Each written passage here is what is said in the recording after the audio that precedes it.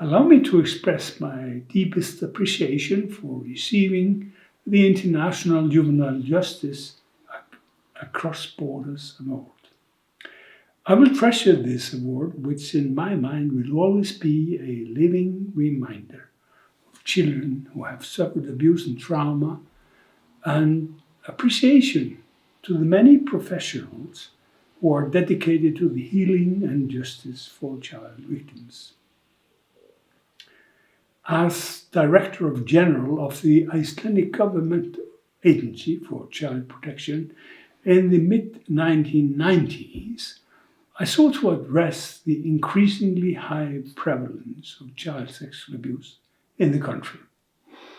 We had to ensure that children who had been abused got the justice, health care, and support that was their right. But we had no path to get us there. By listening to the child victims and witnesses, we identified 5 failures in the Icelandic system. First, that repeated questioning of child witnesses caused them more harm by re-victimization. Secondly, that children couldn't move on with their lives when they had to keep going back over the details of their abuse, for instance, during trials.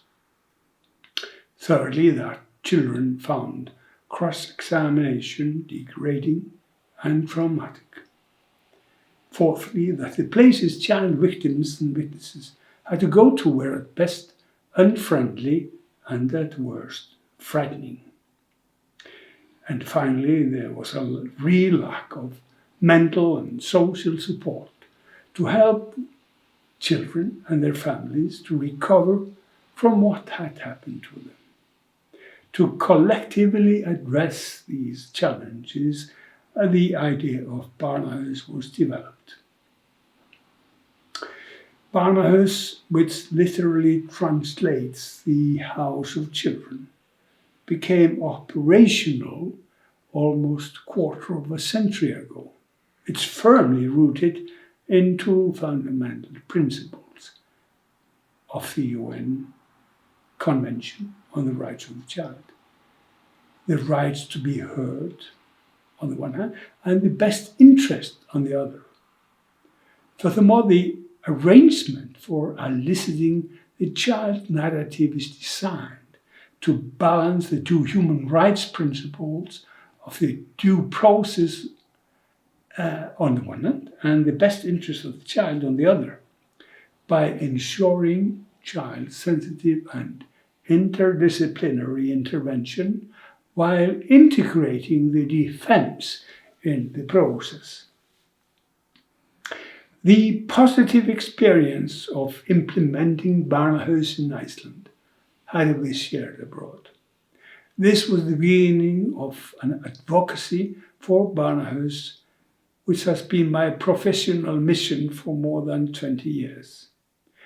This process of advocacy has been greatly supported by multiple actors, such as the Council of Europe, the European Union, the Council of the Baltic States, and the EU-supported Promise project, which has been providing technical assistance to set up Barnahus in Europe for many years. Save the Children and UNICEF have also promoted Barnahus and contributed greatly towards its proliferation. The first state to follow Iceland in setting up Barnahus was Sweden, and it took Queen Silvia to pull that off.